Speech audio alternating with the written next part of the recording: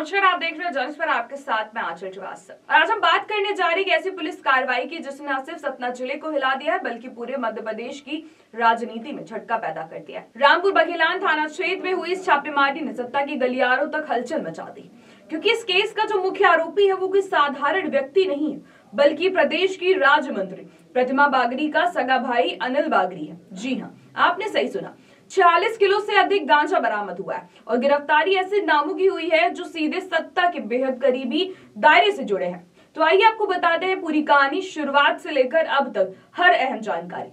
सतना जिले के रामपुर बघेलान पुलिस के पास एक गोपनीय सूचना पहुंचती है। मातामोड़ इलाके में एक टीन शेड के नीचे बड़ी मात्रा में मादक पदार्थ छिपाया गया है। सूचना गंभीर होती है और टीम तुरंत हरकत में आती है। देर रात इलाके की घेराबंदी होती है और पुलिस दबिश देती है। जैसे ही टीन शेड के नीचे रखी बोरियों को हटाया जाता है, पुलिस की निगाहें ठहर जाती है।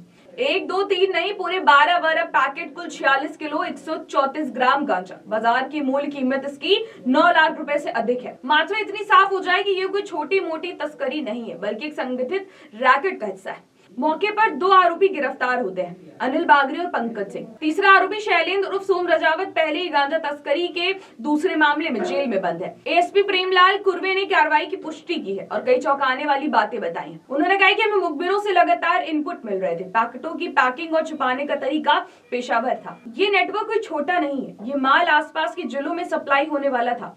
पुलिस ने तुरंत एनडीपीएस एक्ट की धारा के तहत मामला दर्ज कर लिया है और मामला आगे बढ़ा। मामला इसीलिए गरम है क्योंकि अनिल बागरी प्रदेश सरकार की राज्य मंत्री प्रतिमा बागरी का सगा भाई है। और इससे भी अधिक दिलचस्प बात यह है कि परिवार के खिलाफ ये पहला मामला नहीं है। कुछ समय पहले उनकी बहनोई को लेकर भी नशीली दवाओं के मामले में सवाल उठे थे। विपक्ष से लेकर अब सरकार पर हमला बोल चुका है। एमपी कांग्रेस ने अपने एक्स हैंडल पर इस मामले की पोस्ट शेयर करते हुए लिखा है कि नशे का कारोबार आखिर किन लोगों के संरक्षण में चल रहा है। वहीं बीजेपी की तरफ से अभी तक कोई आधिकारिक प्रतिक्रिया नहीं आई है, मगर ये केस सरकार के लिए असहज जरूर है क्योंकि सवाल सिर्फ तस्करी का नहीं है, सवाल सत्ता से जुड़े नामों का है।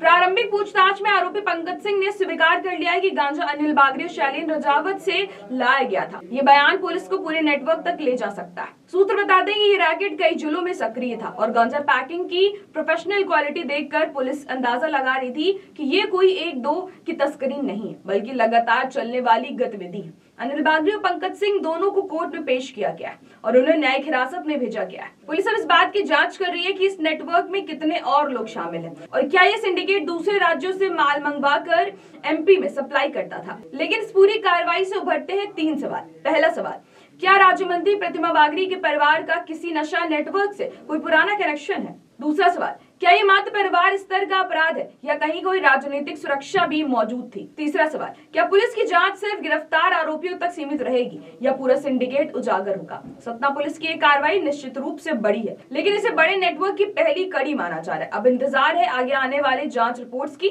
जो ये बताएंगी कि ये मामला कहां तक जाता है। और सबसे अहम बात, क्या मध्य प्रदेश सरकार इस संवेदनशील मामले में कड़ी कार्रवाई दिखाती है या राजनीतिक दबाव हावी रहेगा? फिलहाल के लिए इतना ही। अब जुड़े रहिए जर्नलिस्ट के साथ। नमस्कार।